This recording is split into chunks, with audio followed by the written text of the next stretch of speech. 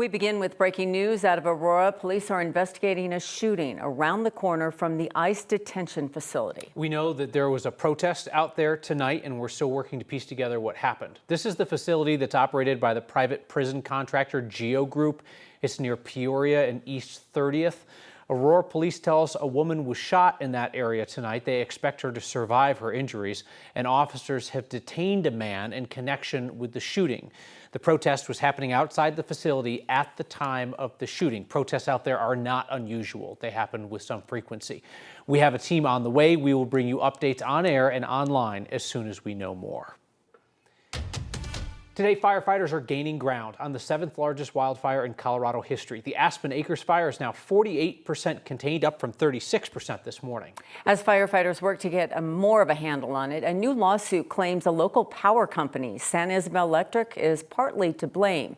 But that lawsuit is riddled with errors. The Aspen Acre fires has burned nearly 100,000 acres, or 155 square miles in southern Colorado. That's an area the size of Denver. This lawsuit, filed on behalf of 4 people, claims equipment belonging to San Isabel Electric was a substantial factor in its origin. It was filed by the same law firm that sued Xcel Energy after the Marshall Fire. It incorrectly claims at least 1 person was killed and dozens were injured. It also incorrectly cites dates and locations that are associated with the Marshall Fire. The attorney told us an amended complaint would be filed. San Isabel Electric told us they would not comment on the claims in the suit, but said it's conducting an investigation.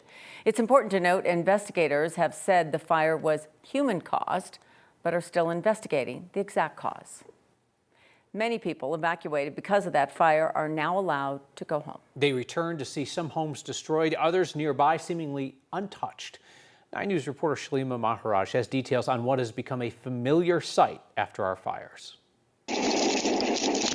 Like a scene from a movie. I had a Ring camera on the property. I'd already looked at what the wind was doing. The destruction played out before his eyes. A lot of people, they leave everything, they don't know what's happening, and they have to deal with the unknown and the anxiety and the fear. And I think that's much worse than me. I just got taken out of the game, so to speak. On Monday, Joseph Armenio returned to his property in the San Isabel National Forest. If you've ever seen Lord of the Rings, it kind of looks like Mordor.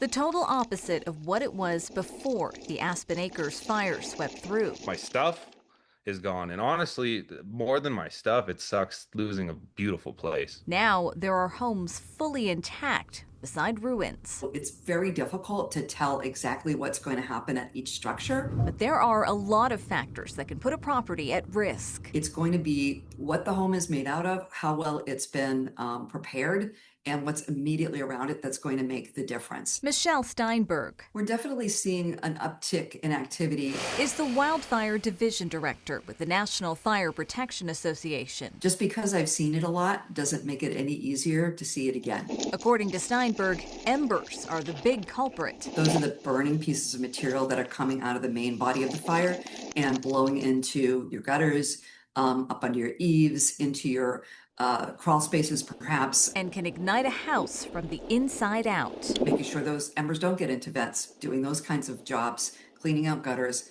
cleaning out anything within about 5 feet from the edge of the wall. All ways to reduce wildfire risk. That's not the work I was expecting to do, but I was expecting to do work, so I'm all right. Because at the end of the day, he hasn't lost everything. Because everything that I built up there, I built with these, and I still have these. Everything that's really valuable to me in my life, I still have.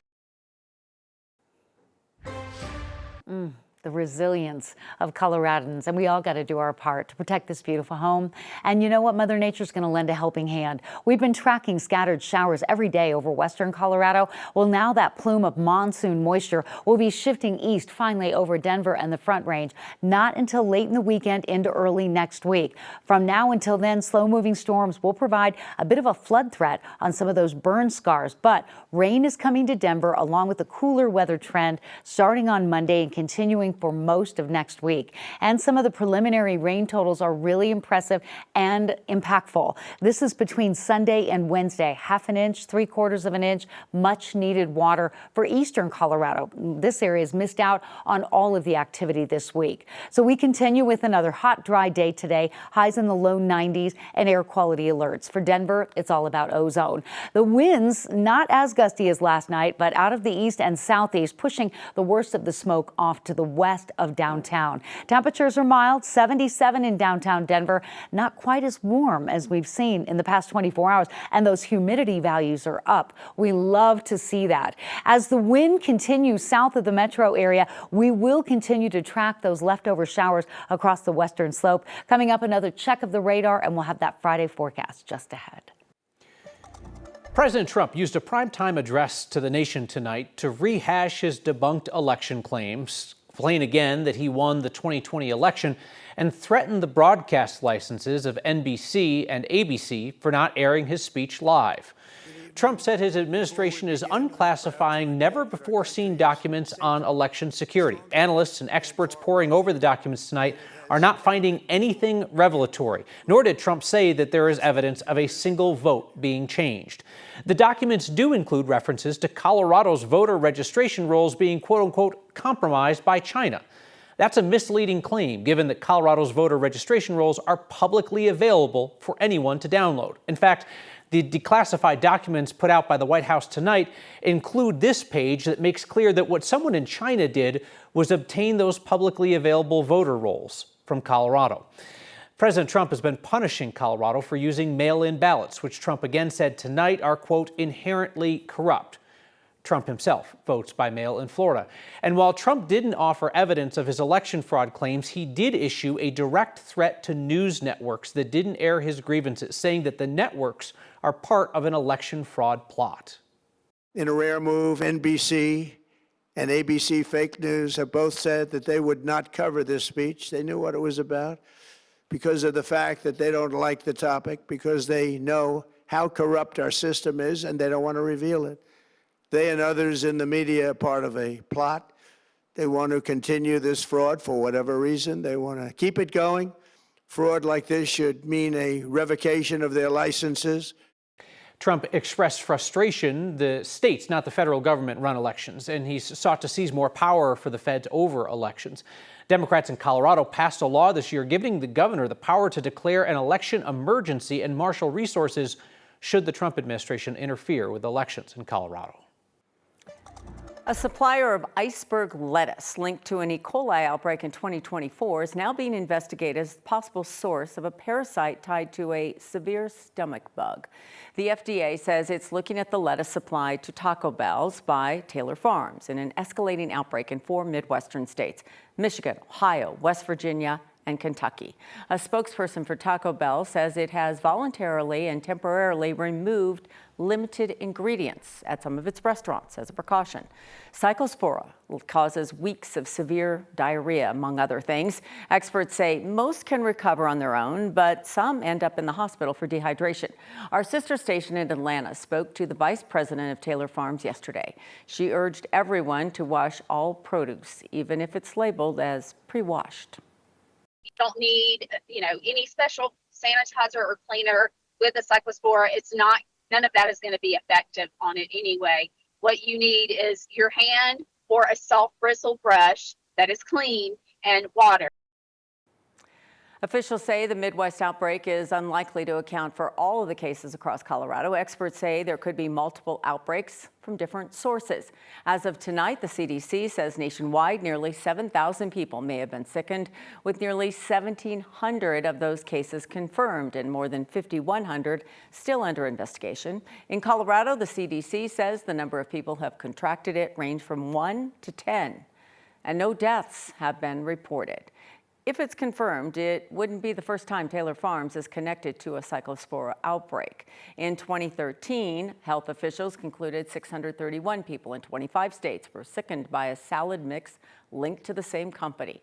Many of the illnesses were in Iowa and Nebraska among people who had eaten at Olive Garden and Red Lobster. The outbreak was eventually traced to a processing plant in Mexico. Health officials also determined that Taylor Farms was at the root of the 2024 E. coli outbreak linked to onions on McDonald's Quarter Pounder burgers. The FDA says 104 people were sickened in 14 states, including Colorado. Nearly 3 dozen were hospitalized. One person, an older adult from Colorado, died. A man from Colorado is currently in custody in Texas in connection with a 45-year-old cold case killing. Investigators made the arrest after collecting DNA from his trash. Larry Brown was booked into jail Tuesday after being extradited from Colorado. The 79-year-old was indicted on a murder charge for the 1981 strangulation of 35-year-old Beverly Bruneau. It happened in a suburb of Dallas. An arrest affidavit details what investigators describe as the pair's long-running argument over money. The case remained unsolved for decades until evidence collected in 1981 was re-examined. In 2010, forensic testing identified an unknown male DNA profile in blood found on the victim's nightgown. The investigation was reopened last year. Detectives worked with the sheriff's office in Larimer County, where Brown lives, to secretly collect DNA from soda bottles in his trash. That led to his arrest. He's due back in court a week from tomorrow. A Facebook marketplace meetup ended in violence in a neighborhood in Centennial this week. 9 News reporter Ria Jha talked with a woman whose surveillance camera captured it all go down. Definitely the sounds of gunshots going. An unexpected wake-up call. And then I heard crashing sounds outside. Brought Autumn and her mom outside just after midnight. I noticed my car was literally moved up from there to there, and I was like, oh my gosh, my car got hit. Autumn's quiet street was a crime scene. A police officer told us that there was a Facebook marketplace exchange that went wrong. And her security system got it all on camera. His doors is open. The Arapahoe County Sheriff's Office says a Facebook marketplace seller sent a man an address to this Centennial neighborhood to buy gold.